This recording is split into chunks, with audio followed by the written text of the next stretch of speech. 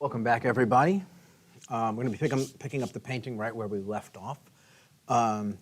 Daniel, if you want to show them, we have a clean photograph of the painting, so you're not seeing it on an angle, so you can get a sense of where it is at this stage. We're going to try to shoot it each week before we go live, so you can see it, what it looks like at each stage.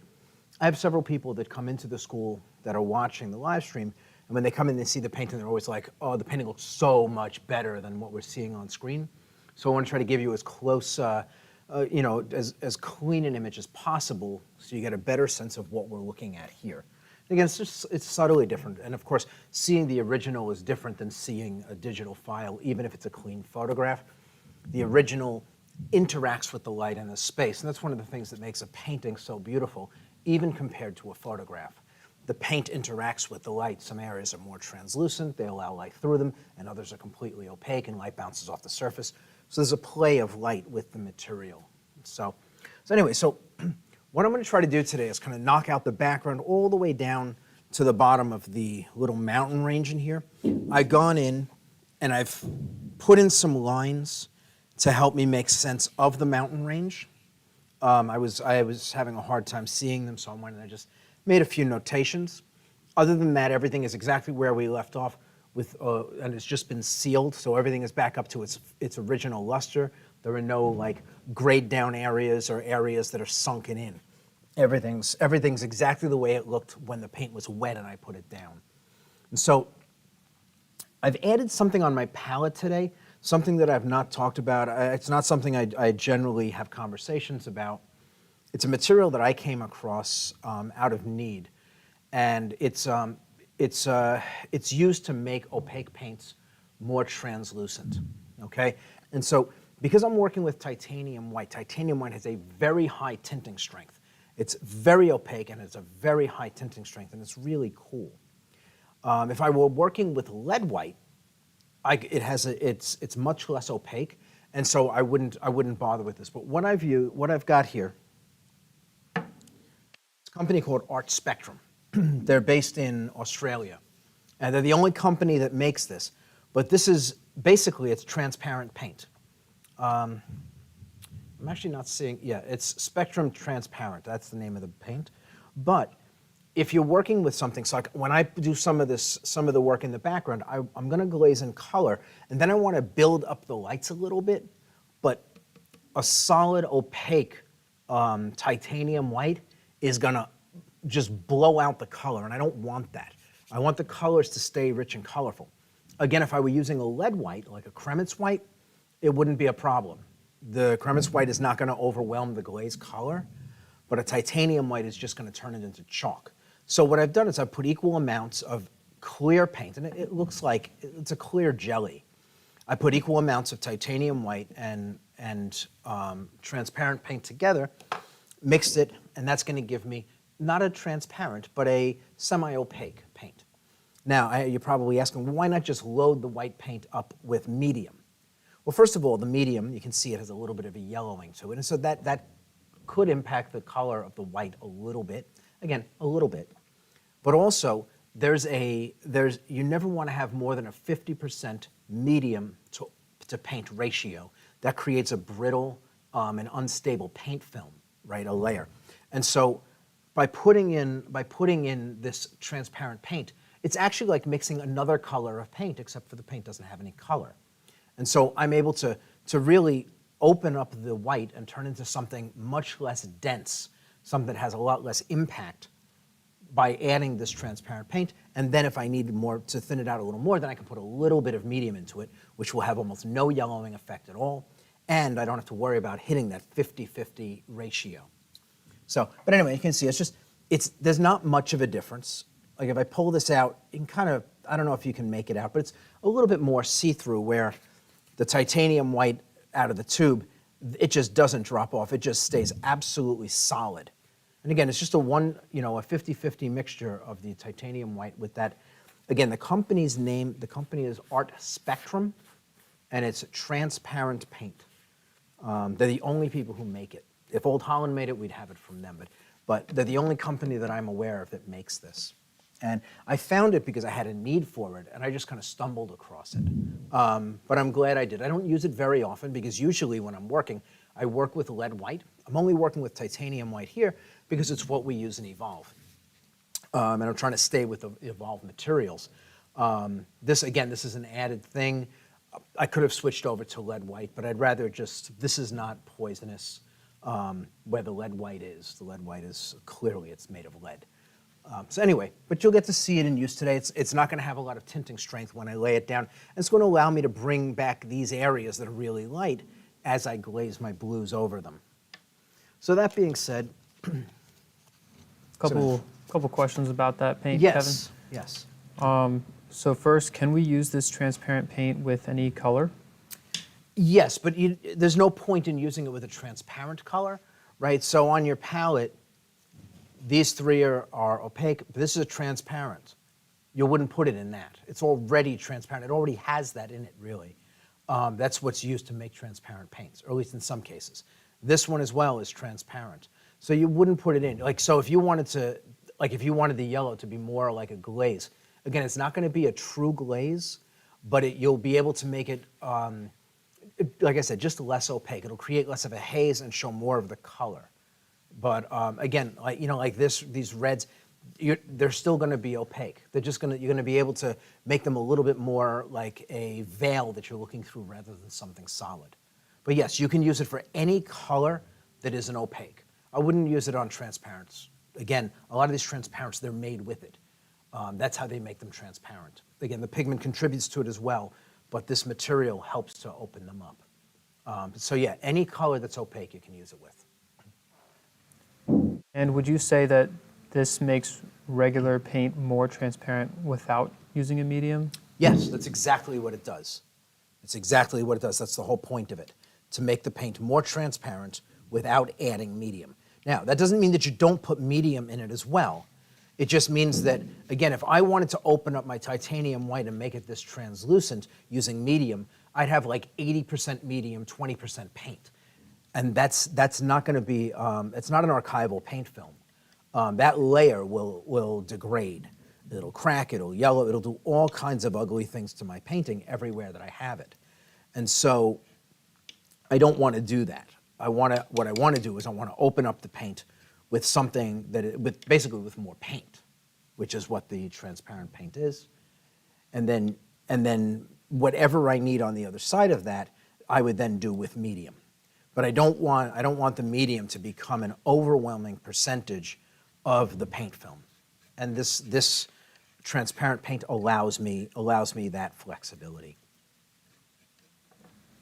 And will it lighten other colors? You know what the truth is, I've only used it in white. I don't have a use for it otherwise. None that I like I said, I've never used it for anything else. I like the way it works in white, so you would have to experiment with it on your own. I mean, go out and buy a tube. They're not expensive. And it's, like I said, it's an interesting product.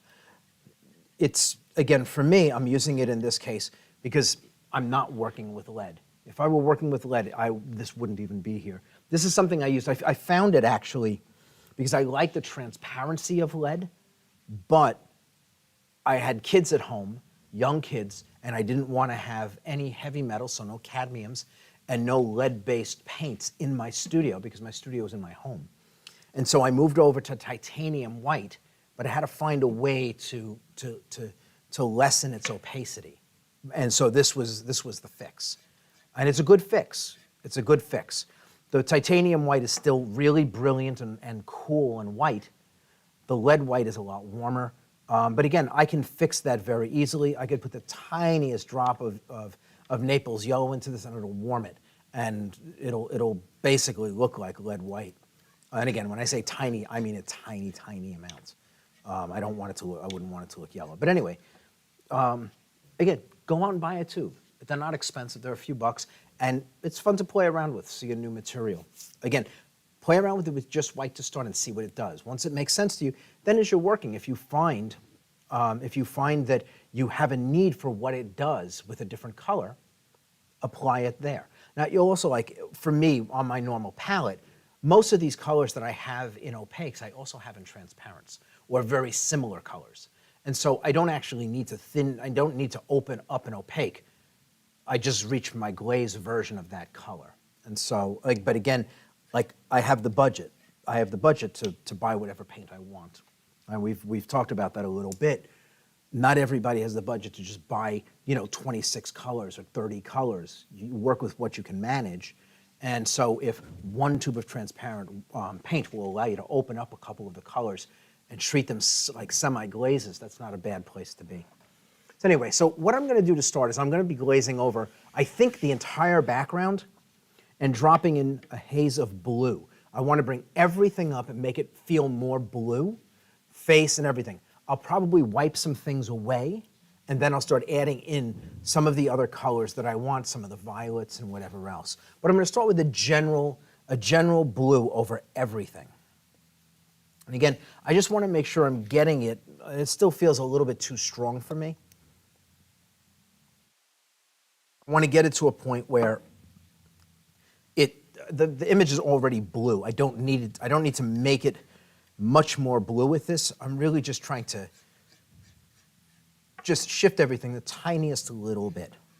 And again, I'm going to put down a very small amount of paint, and I'm going to rub it. I'm going to scrub it around a lot, and so not a lot of it is going to be left on the canvas when I'm done, or on the panel when I'm done. But I want to make sure that I've got just a nice kind of colored syrup.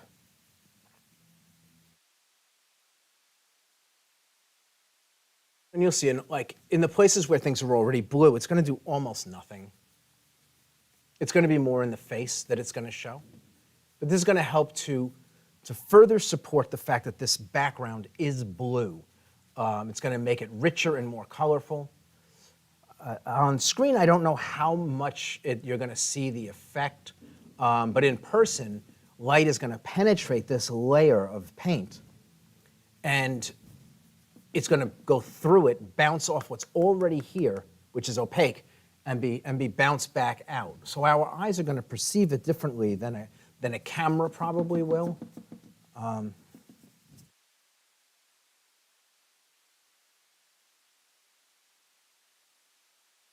Again, I can see as I come across the face, big difference here.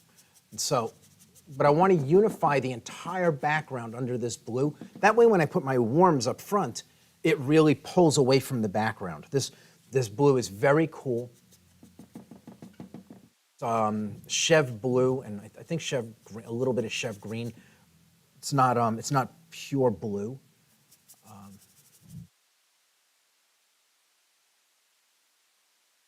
Again, but this is by putting everything under this blue, it's going to neutralize everything in the background and make it all feel like it's part of the same thing. Like I said, I will lift paint. I'll be building other colors into it. I'm going to be doing a lot of things with this. But this is a good starting point to bring the entire background into line under one tone. It'll make it feel unified instead of potentially fractured, which will help push it back into the space and let this figure pull away. The more variation in the background, the harder it is to get this figure to pull forward away from it. The simpler, value-wise, like the contrasts, if the contrasts are very little, if the colors are all in the same family, this figure up front, any little variations, any contrast jumps, help to separate the figure from the background, which will really kind of speak with one voice. And that's what I'm looking to do. Create one voice in the background, or as much as possible anyway. So I'm not going to have a lot of time to work. Like this paint will start to get sticky in about, I don't know, in about maybe like within an hour. So I've got to move expeditiously through this. I don't want to dally too much. And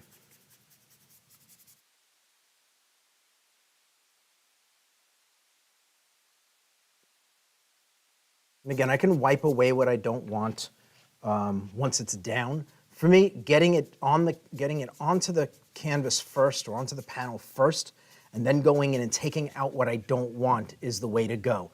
I don't want to treat this like a detail pass, because by the time I get to, from one area to another, the part I did first will be dry. It'll be sticky, and it'll become very hard to keep smooth and elegant. So I want to make sure that I'm getting everything covered, and then I'm going to very quickly go through, smooth everything out, and then start adding in, kind of wiping away and adding in my whites and whatever colors I want in here to kind of finish off the background. And again, you can see, I mean, there's lots of purple in here, which wasn't so obvious before, but when you see it against this blue, it becomes really obvious that that the background is not very blue. And you can see, I mean, the beauty of my painting still shows through. I'm not losing any of that. Like all of the work that I did, it's still clearly visible. I'm not losing any of my details. The form is all there. Right? It wouldn't make any sense to do this and lose all of the work that I did in the prior weeks. It's a nice base, and you can see how by putting this blue in, everything is starting to come together and feel like it's off in the distance, all starting to become unified behind this primary figure, which isn't even painted yet. All of the contrast, the blacks that are going to go up in here, and the warm temperatures will help to separate the background, which is cool and blue, from the foreground, which is going to be warm in dark blacks and reds, really, what the foreground is going to be managed in. Again, I'm just scribbling this in, trying to make sure I get relatively even coverage. Anything that I want to be denser or richer, I will deal with that afterwards. Just want to quickly get this covered and try to even out the paint. That way I'm not dealing in streaks or anything like that. And again, I'm not worried about the edges of my figure. I'm not trying to stop at the edges. I just kind of push the paint around, make sure everything is covered. Again, the face, want to try to make sure it's smooth.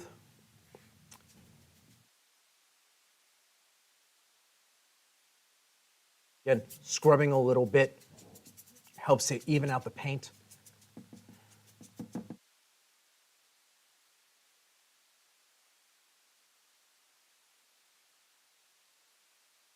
Again, like I said, I don't need a lot of paint on here.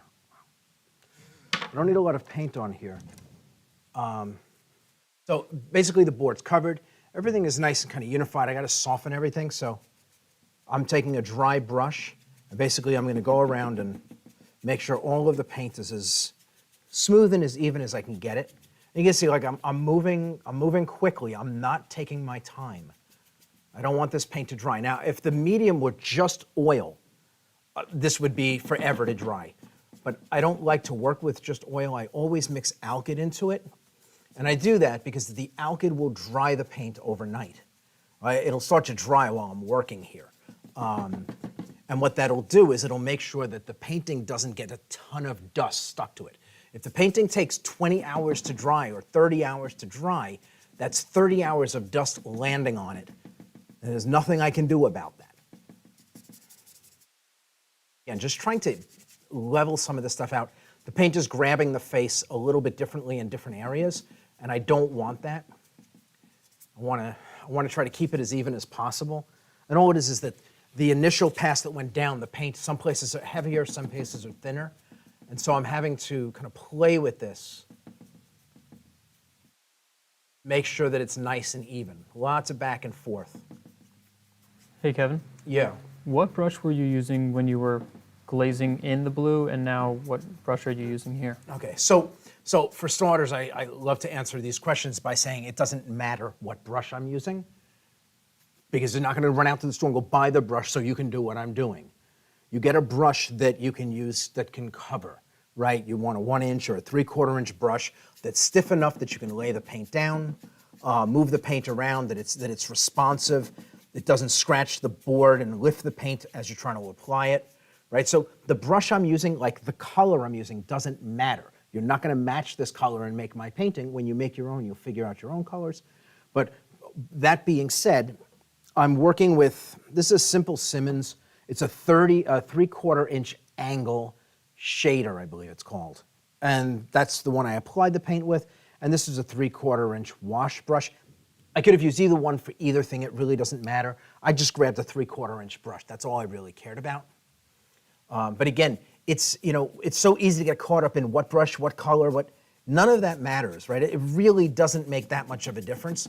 What matters is that you understand like why I'm putting the paint down the way I'm putting it down, right? That I'm putting it down with a big brush to get it covered fast so that it doesn't dry while I'm working, that it gives me enough time to work into it, that the passages are even rather than blotchy looking, right? And so again, I've got some areas like here, this is a little blotchy. And so if the brush is too stiff, it'll scratch the paint on the surface. If the brush is too soft, it won't move enough paint around, right? See like a little scratch. So I'm just, and again, it's more experimenting, going and getting brushes and playing with them and seeing what works. Now I have to decide how blue do I want this. Do I want to just leave it? There are underpinnings of other colors in here, and I could probably get away with this like just the way it is, now just building up some lights. I'm going to step back. I want to take a look at it and see how it feels from a few feet away. And again, remember I said, I'm not trying to match my photograph. I don't care about that. That's for amateurs. For me, I'm trying to create a beautiful painting that has an effect. And so I don't care that this is purple compared to this. I'm looking for the most beautiful painting. So just going to step away to see how it looks. And it looks really nice. Some of the contrasts in the background have been knocked down by covering everything in this blue. So I think from that standpoint, I'm thinking everything is looking pretty good. I'm going to go in now, moving away from these bigger brushes into something smaller. I want to start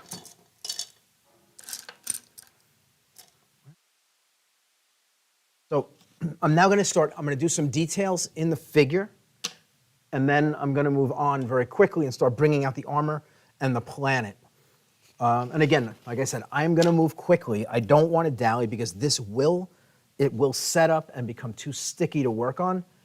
Again, the medium that I'm working with is like, it wasn't measured out, but it's something like 4 parts linseed oil and 1 part alkyd. So this is our glazing purple, and I'm using burnt umber in it, and I mixed it earlier. And it gives me like this grape candy kind of color, which I love. Dioxazine purple is a little bit too purple. The brown makes it really nice. And so, again, let me grab a little bit more brown. I want it thin. I want it just like this, like the blue that I put down originally. Right. I'm just going to go in. I'm going to pull out a few of the details in the face. And for the most part, I'm going to leave the face, the lights the way they are.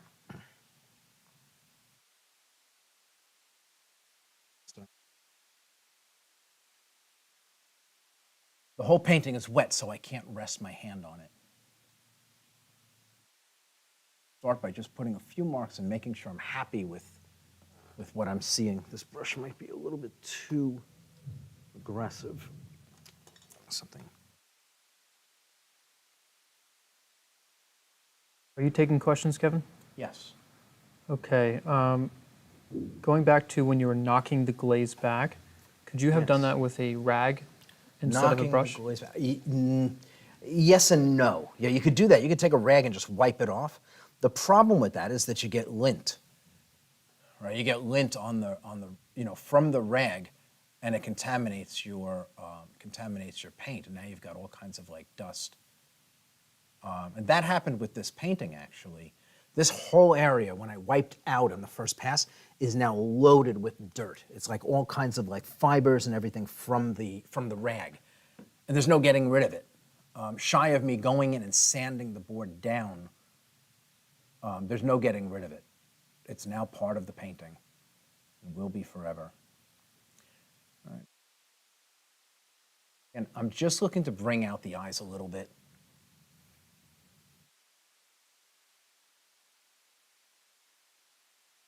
That scratch that you mentioned, could you use a rag to buff it out? No. A rag is a sledgehammer, right? You can't clean up a single stroke with a sledgehammer. I had to go back and the brush took care of it. I took the brush and I just ran it in a different direction and it took that scratch out.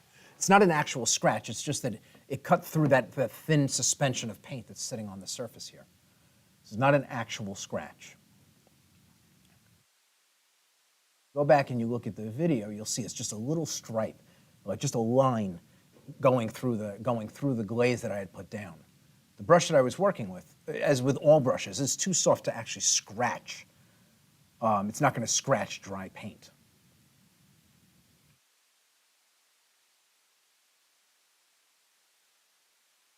You can see it's gone. It was like over here somewhere. It's gone. It was just a little bit where you could see what was underneath showing through the glaze that I was putting down.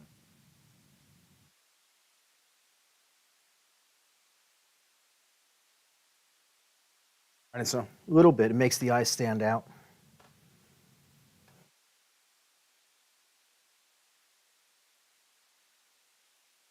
And again, this is just going to give a little bit more prominence to the head up here. I'm not going to do darker things down here, not like that anyway, down here. But up here, it gives her head a little bit more prominence because there's nothing for it to compete with up here.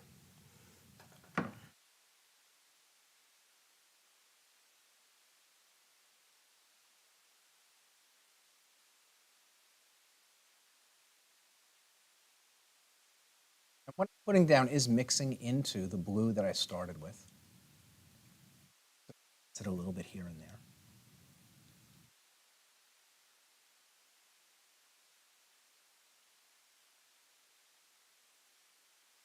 I even have to go in and blend it a little bit when I'm finished.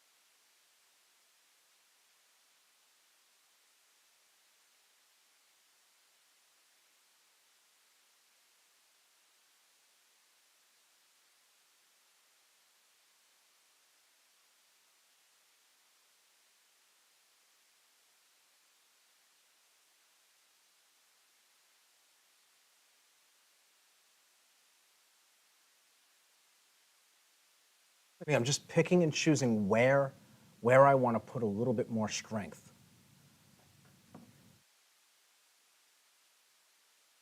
The longer I work with the brush before going back and getting more paint, the less of the purplish mixture I have on the brush. It's more just a mixture of the blue and the purple, the blue that's already on the panel that I just put down, and so it doesn't stand out quite as much. Still there, but it doesn't stand out quite as much.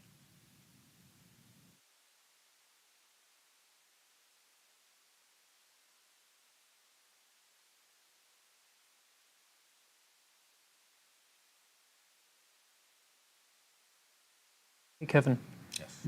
why would you choose to go with a red glaze when you could have chosen, say, a darker blue or something? What do you mean? For the eyes right here and these places that you're strengthening. It was a personal choice. I could have gone with just more of the same, but this adds a little bit more variation, a little bit more, it makes it a little more interesting.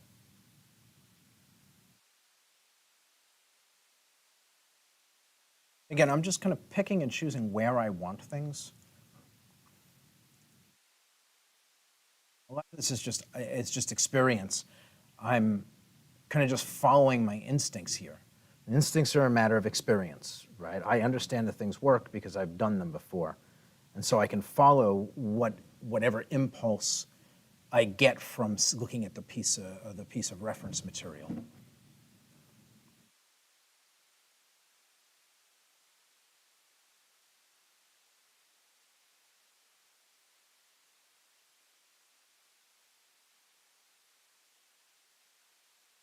Again, I'm not locked into anything and do whatever I want with this. You know, I talk about this before, but like, because I know what I'm doing, because I'm experienced and I understand how things work, I am free to just paint. I don't have to worry about doing something and not being able to get it where I want it to be. Just kind of bend the stuff to my will as I go. And I pick and choose what I want to do. I'm like, some of the stuff, I'm not even following the reference. I'm just doing what I think looks good. Because there's something to be said for the final painting. People are not going to look at the reference. They're only going to see the final painting. And you can say you slavishly copy the the photographs, and the painting doesn't look great. There's no value in it. Where if you deviate from it and you add beauty to it, beautiful painting's a beautiful painting in the end. Right? And that's the goal. The goal is to produce something of beauty.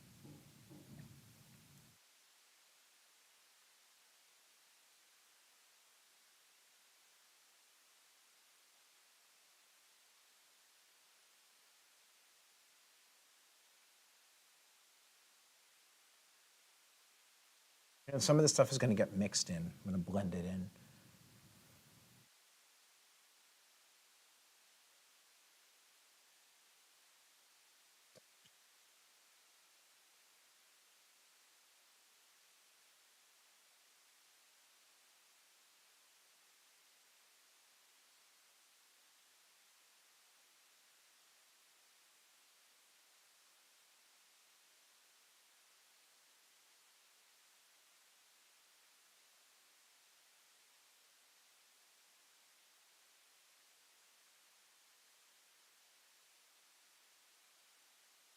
Each of these things, they're just adding more volume.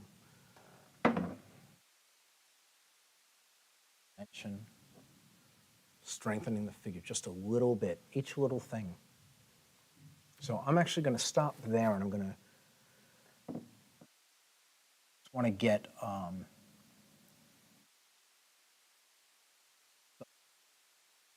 doesn't dry on me. The last thing I want is for it to dry and get stay like kind of scratchy looking.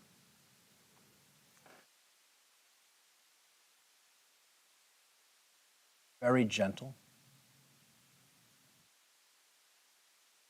Lift paint. Got a rag and I'll just wipe as I go.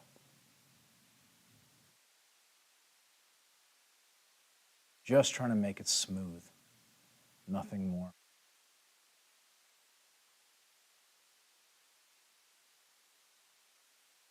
Trying not to lift too much of the blue as I go. I have to finesse it and make sure it's... I'm actually going to go to a softer brush.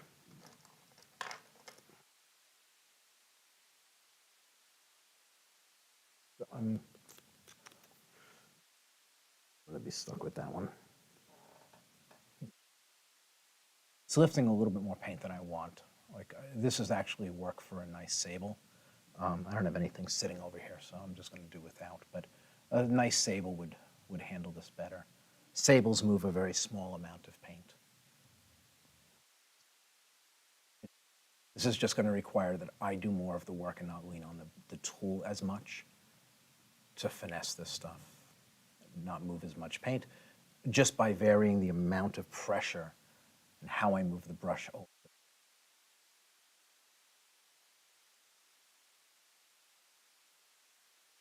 Part of it for me to soften up the stroke is I move my hand away from the brush. If I hold my hand here, I'm going to have a lot of force. Back here is going to be a lot more gentle. So gives me a little bit less control being so far away than kind of choked up on the brush that way. But I have enough control even at this range. Most of the time when I work large, and so I'm working with brushes twice this length.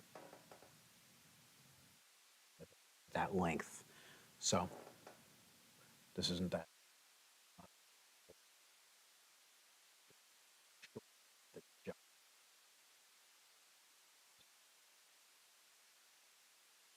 Going around and softening edges.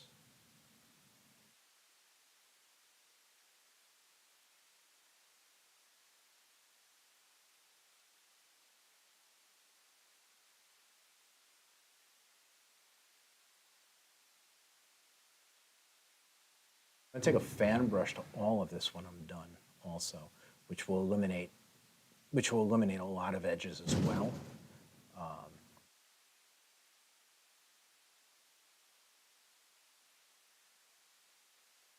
To neutralize anything.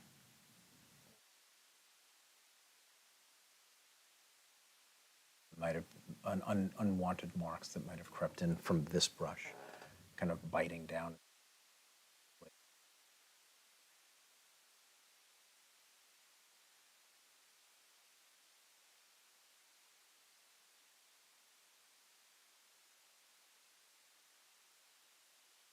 Got a question from Becky here.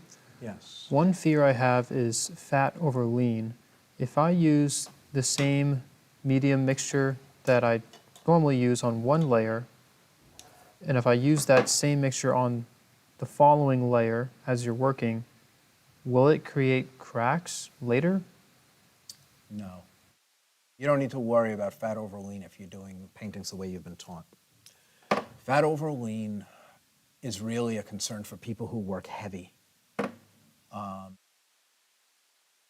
If you're working in thin layers, there's not enough movement underneath, even if the layer isn't fully dry when you paint the next one.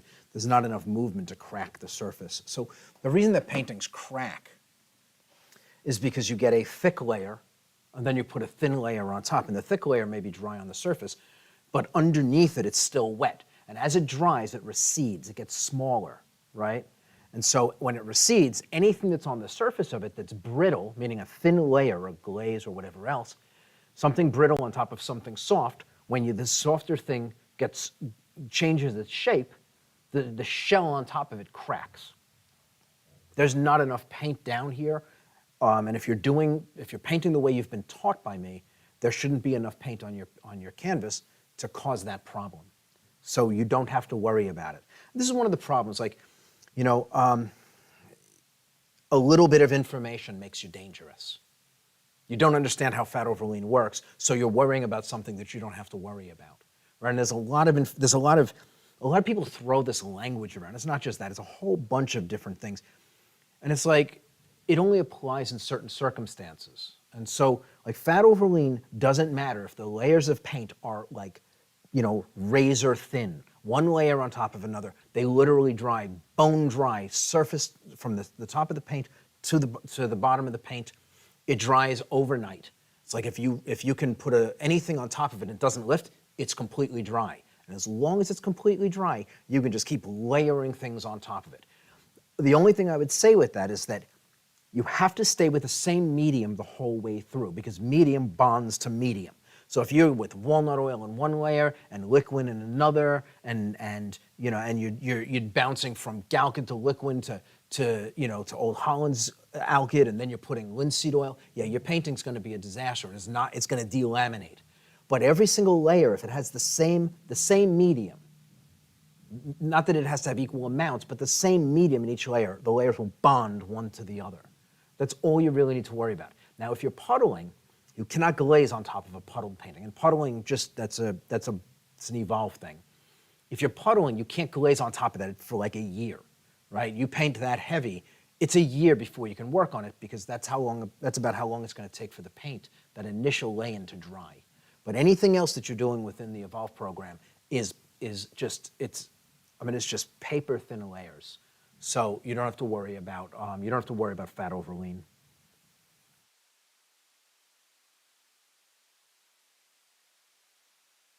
And so I'm just taking, this is a very, very soft sable brush, and I'm just kind of tapping down all these areas where I've moved paint. You can see on here the blue has come up as I've been wiping, as I've been kind of blending things. And so I just want to make sure that I'm softening any edges that might have be showing what's underneath rather than the blue that was put on top. Again, even the eyes, I don't need these things very sharp. In fact, I don't want them to be overly sharp. This figure is going to be sharp. I want this all to be soft focus. And so just kind of tapping it, not moving a lot of paint. Again, a sable brush barely moves any paint. All I'm doing is kind of just barely softening the painting. Just a little bit here and there. Just in the places where I've put this paint down. And I can pretty much get away with this. Get this a little softer. Oh, actually, I've got someplace else I want to put a little bit of paint. So I'm finding like this in here makes the lip look very small, but the lip is actually, that shadow, part of the shadow is on the lip.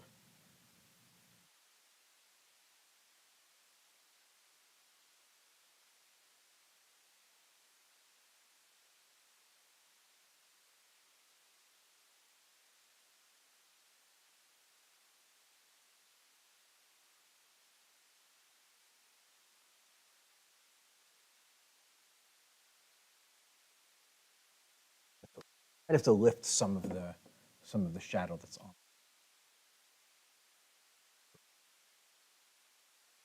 Again, I'm just trying to make sure that the mouth feels like her mouth. The bottom lip is feeling awfully small compared to the top lip at the moment, and I don't want that. I don't want that to stay.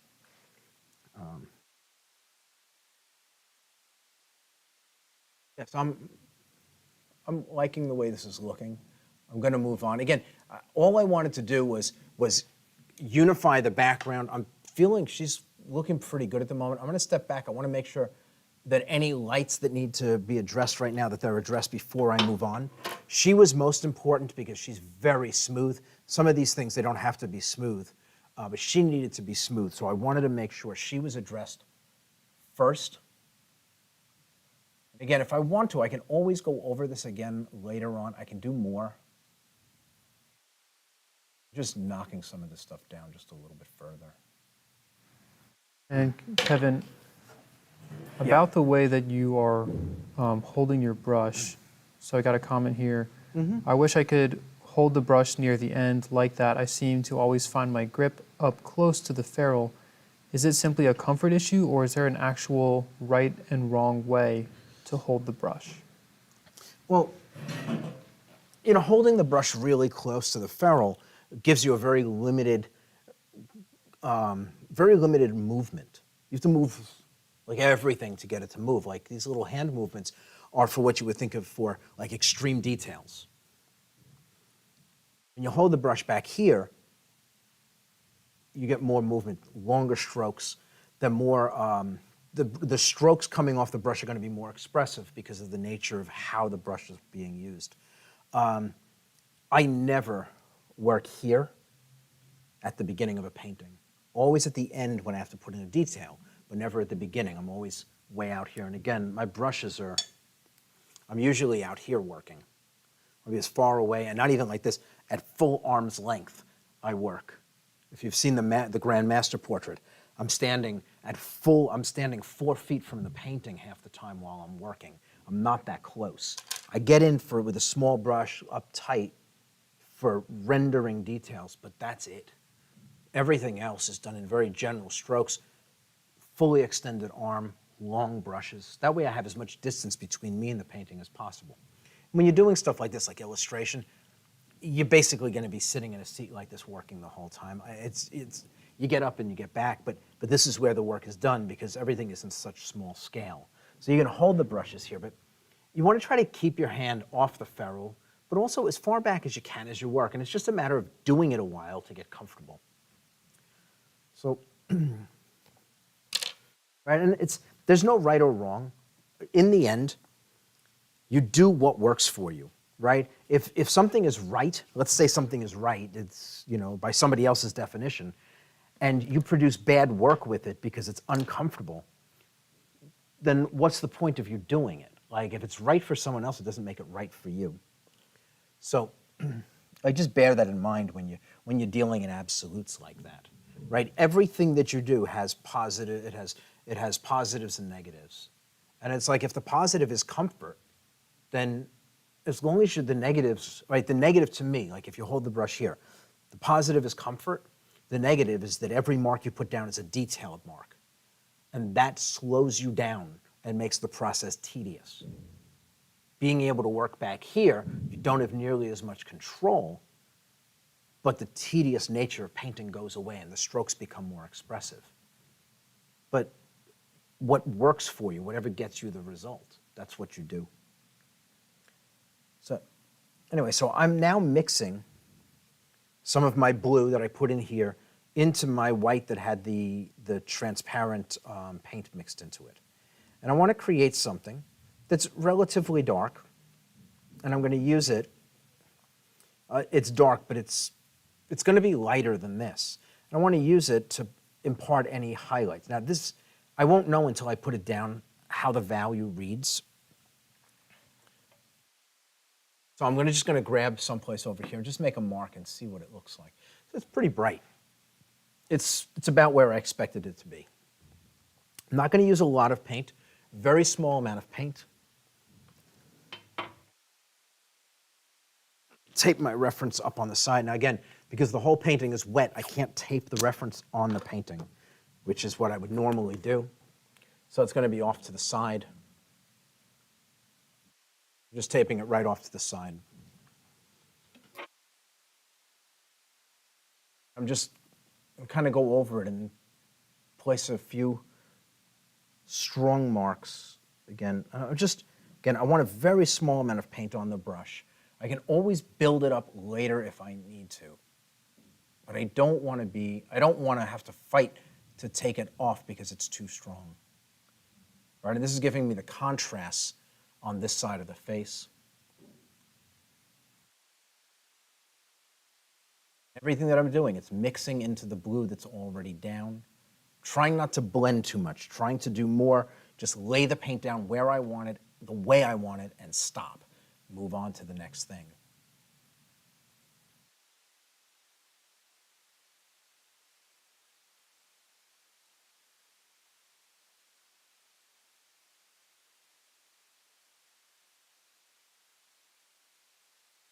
Question from Kelly. Yes. When I'm watching, I think you are done with something and then you go back to work on it again. How do you know when each part is finished? So I know that a part is finished when there's nothing left to do, right? And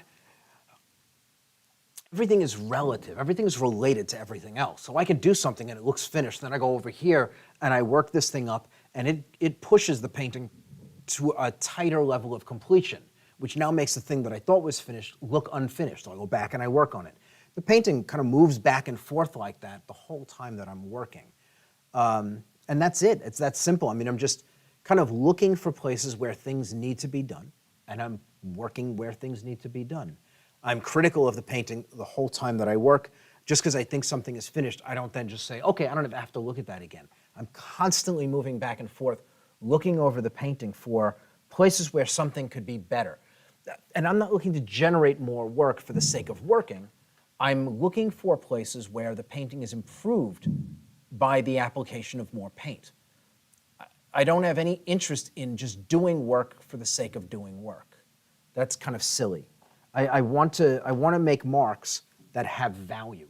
And so I just kind of move around the painting doing just that. And again, this is one of those things, the longer you paint, the more experience you have, the better you get at it. You'll start to see things you didn't see before. You see them, you make corrections, you make changes to them. So, but it's an experience game.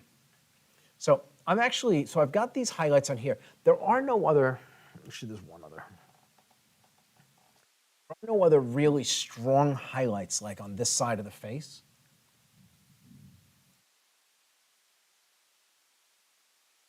Now what I'm going to do, now that those are in, right, and I'm just going to show you the reference. If you look at the reference, you can see we've got these strong highlights out here, and there's one on the nose. And that's pretty much it. We've got some in the hair, which I can throw in as well. And then I'm going to rub out stuff in here on this side of the face to account to give me a little bit more form. Now, there's something to be said for having neutralized this, the form, she falls back, she doesn't look as three-dimensional. The further away something is, the less dimension you're going to see in it. So if I make her too three-dimensional, she starts competing with the figure up here. Allowing her to be neutralized is not a bad thing. But I do want to make sure that I'm not flattening her out too much. I want to keep her interesting visually. So here I'm just going to drop in a few highlights in the hair so that this hair and this side of the face make sense together.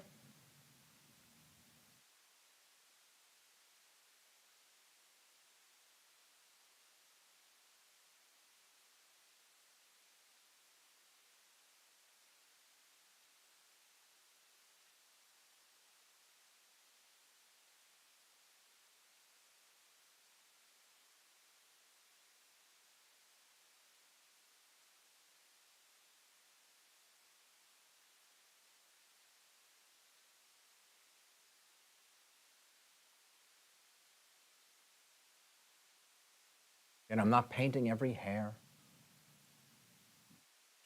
Two strands on top of the movement that's already going on. Doesn't need to be much more than that.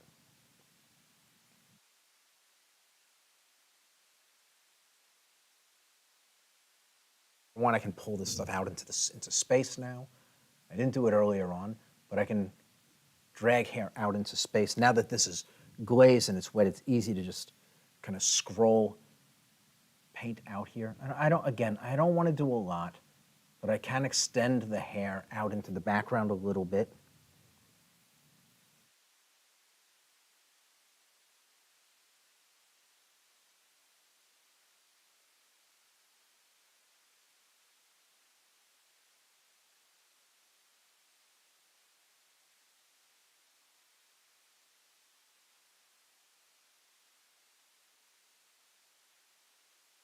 No pressure on the brush. If I put pressure on the brush will fatten up and make really long, really thick strands. I'm just touching the surface of the painting with the very tip of the brush. Well, skimming the surface allows me to hit these very delicate marks.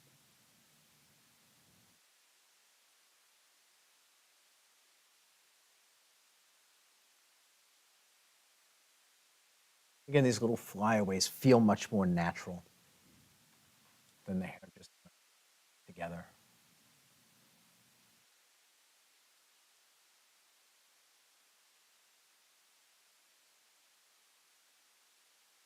I think that's good enough. You can stop there. Looking at the form, make sure that I'm explaining the form. It's not just individual hairs, but describing the form, the hair as a shape, as a three-dimensional object, without consideration of the individual hairs, right? The big shape comes first. So I want to make sure that the top and the side all make sense together. Transition has to make sense.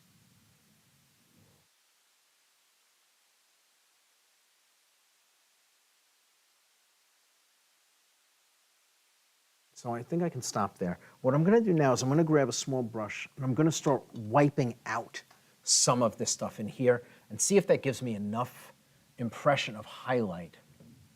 I'll start on this lip. I'm going to have to go back in and blend it again, but by just kind of tapping this, it allows me to lift some of the paint. The brush, right, and it's going to impart some more of the purple that's underneath.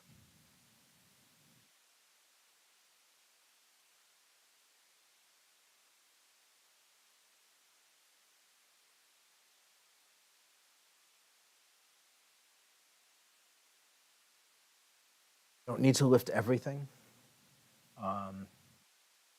Taking 100% of the blue, I don't need to. Just a little bit is enough.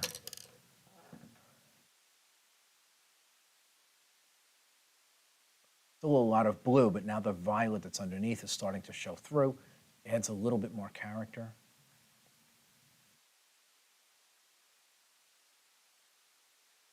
And I'll be able to soften this and blend these edges out.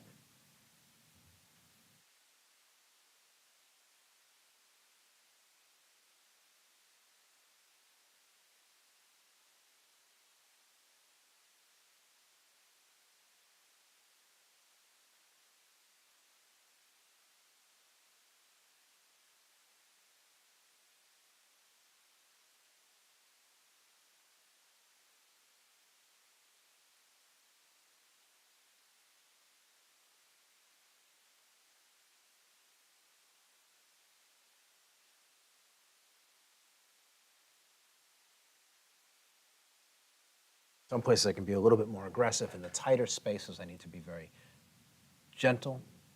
In the big open spaces, I can be a little bit more aggressive. Lifting more paint or lifting less will keep more blue, which will marry more to the background, and then a little bit of these areas that are pushed way back down to the board will expose much more of the violet, and they will feel like highlights. Again, I'm trying to keep the edges soft.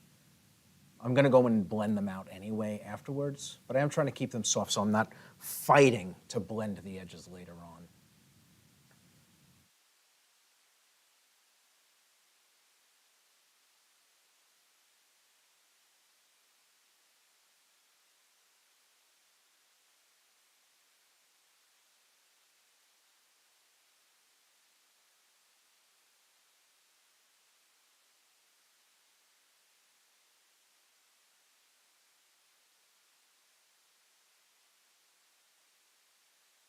And they look a little bit rough right now. And as long as things don't dry on me, I should be able to blend them really smooth.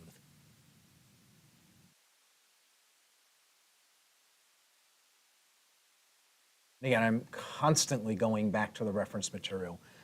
I'm spending more time looking at the reference than I am painting, because it's informing me.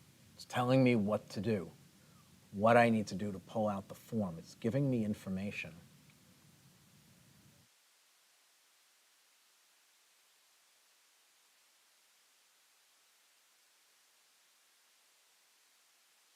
A lot of people, when they're painting and they're not really sure, they spend a lot of time painting in a very small amount of time looking at the reference. If I'm trying to get this to feel like the reference, most of my time is going to be spent looking at the reference, not painting. I've got to make sense of the reference.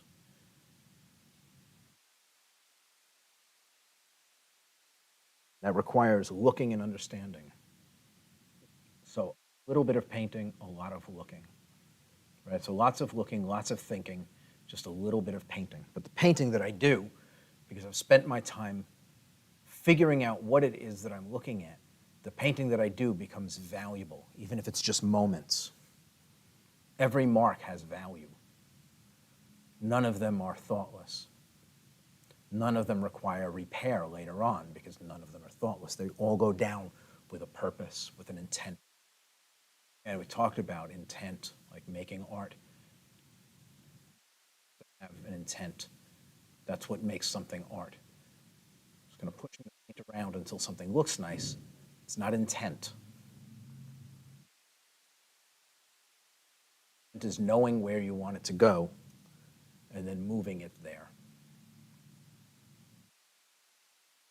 Standing.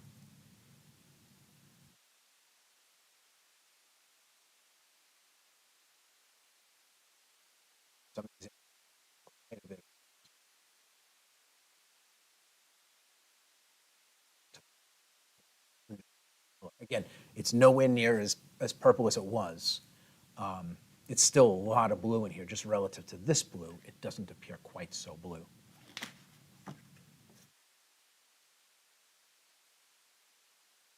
And I'm really enjoying this. Are you? Yeah. So you planned this from the beginning, that purple Yes. undertone? Yes. Looks so good. It's showing up on screen. It is. Yeah. Yeah, but these underpinnings were planned from the beginning. Yes. Yeah, you know, when you put that blue glaze down, she really unified, obviously, it felt like she was behind something. And now you're merging what you had underneath, and it's just looking so real. And it's funny, I'm looking at the reference next to it, and there's just no comparison. No, she looks so much better in the painting. Yeah.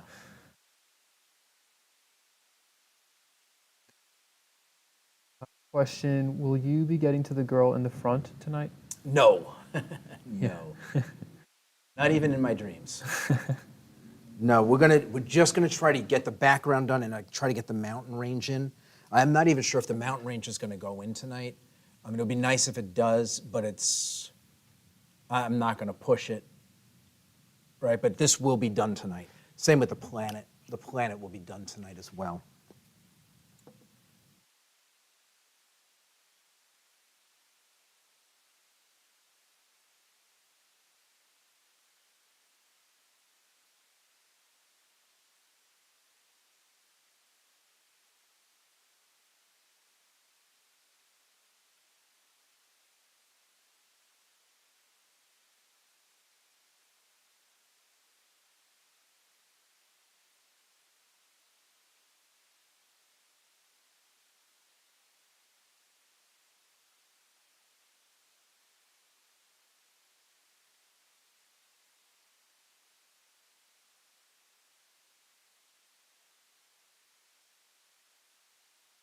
Again, by doing this, I'm adding another value into the mix, which helps to, again, give a better description of what's going on as far as volume. And again, if you have a 2-value painting or a 3-value painting, the 3 values explains more, answers more visual questions.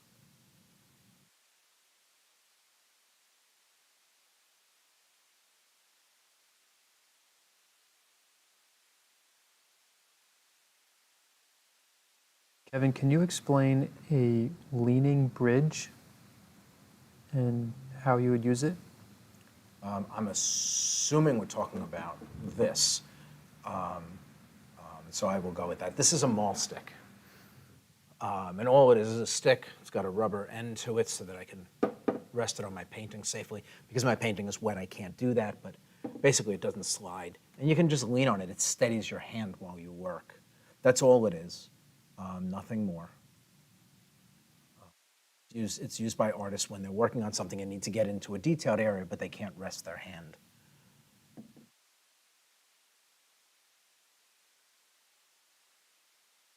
Real simple stuff. Okay, I'm gonna grab a small fan brush. See what I've got here. So I'm just gonna go around. I'm gonna try to soften some of this stuff, see how it goes.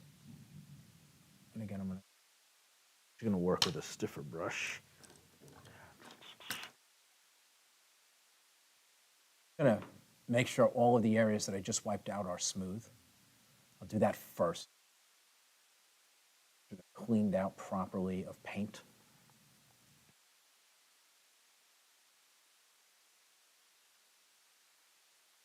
And then I'll start managing the edges.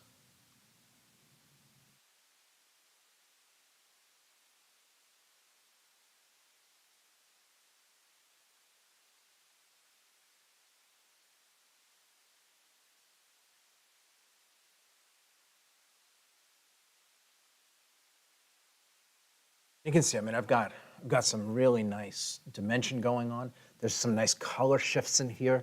So she pulls away, but she's unified in here and all these blues with the background, but the now kind of grayer colors are now kind of leaning forward.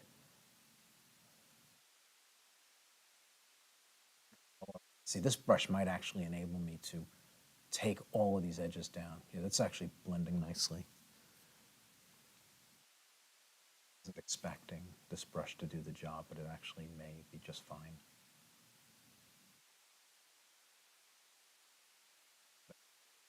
And just really kind of polish up some of this, but for the most part, I think this brush is going to take care of.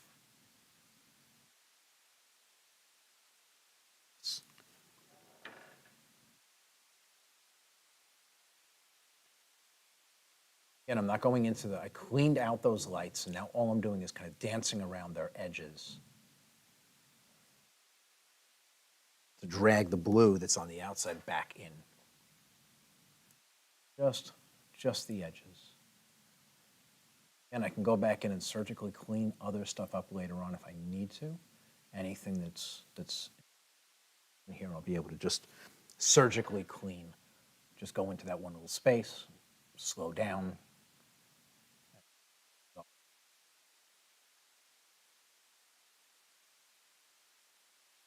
So, Kevin, hypothetically, hopefully, Yes. let's say that you were going to just sneeze right now out of nowhere and you make this big mark. You take out a lot of the blue glaze right Yes.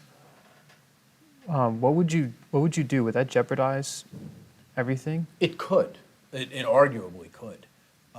It could actually, if the paint is already stiffening up, it would be very hard to, I wouldn't be able to put new paint down. What I'd have to do is I'd have to kind of recover what I can and then let it dry and then go back in the next pass and basically start this process over. Mm-hmm.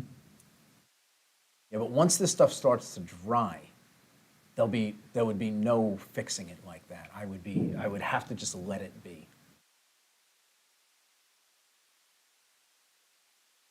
I know in previous live streams you've talked about how at a certain point the glaze that you put down starts to tack up. Yes, it just starts to get sticky. And you really like that stage and you use it for a specific purpose? Yes, at times. This is not going to be one of those paintings. I am dreading the potential of that happening.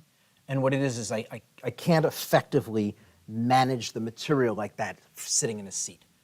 It requires a lot more energy. Like everything I'm doing right now is all shoulder. My shoulder's going to be killing me by the time I'm done. When I'm standing up, it's full body. And so there's a lot more going on. There's a lot more muscles engaged, a lot more energy moving from me into the painting. And so I can move a stickier paint around where sitting like this, it's hard to generate the energy to do that. So here just, again, sable brush moves very little paint. I've knocked the edges down. Now I just want to finesse them a little bit. Hopefully this will be the end of working on the face. Drop a couple of little highlights in. Like I said, lifting the paint has done most of the work for me. I don't have to actually paint in highlights. For the majority of this, just wiping out some of the blue that went down did the job.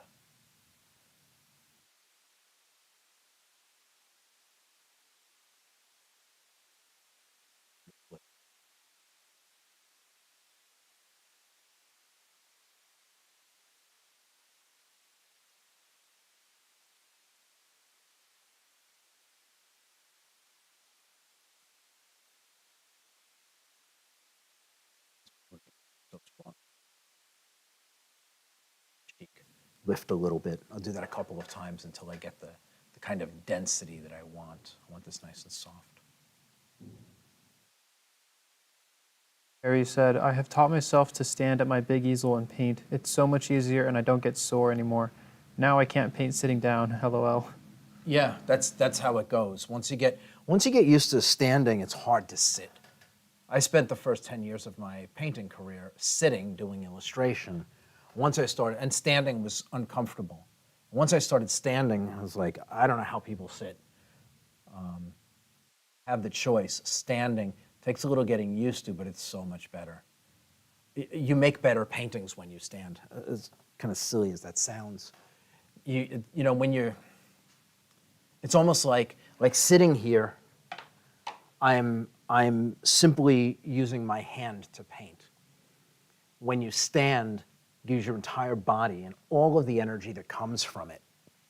And so you get a very different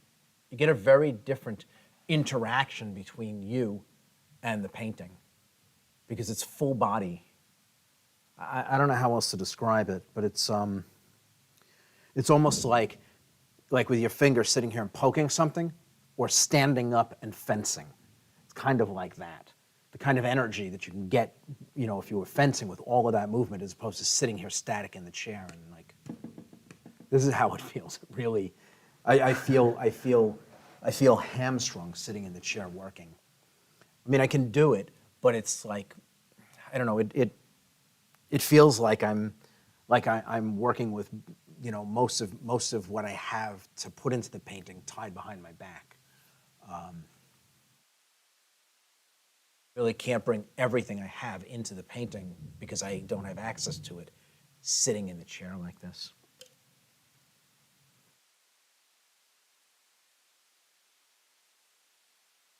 Like, painting is not a full contact sport, but it should be. I think when it's done right, it kind of is.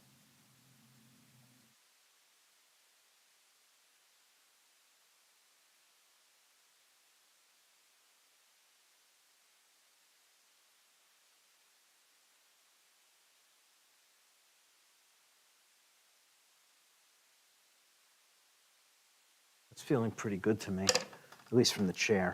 I want to take a look. I got a couple of highlights that I can drop in here. Nice.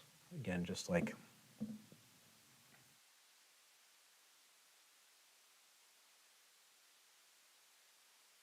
swear I put all my brushes out, but there's nothing here. None of the.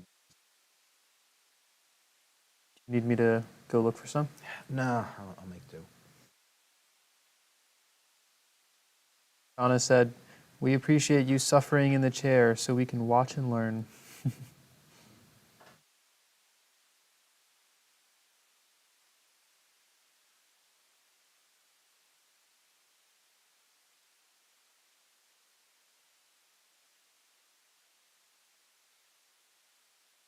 Now I'm just making decisions for myself. This is not in the reference material, but I feel like this needs to be pronounced a little bit better.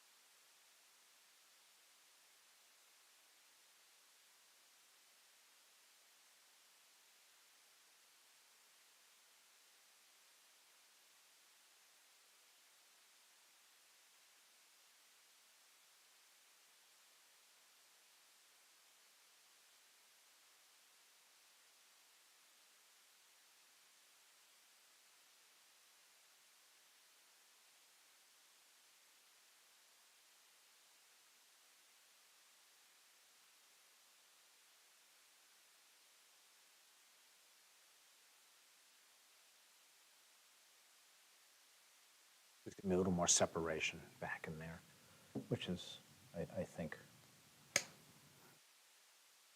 want to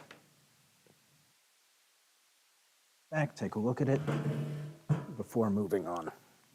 Right, and there's still more than I can do with it, and I can do it in a subsequent pass.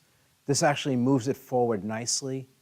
I've got all the dimension I need in there at this point. Again, she's not relative to the figure up front yet because the figure up front's not in. And so there may be major changes that have to happen to her later on based on that, once this goes in. But for now, I'm feeling like this is pretty good. I feel like that edge is a little too strong. So I'm going to stop there with her. I'm now going to move down into the armor. Been looking forward to the armor. Not going to do a lot there, but it's just pulling out a few things will really accentuate the armor nicely.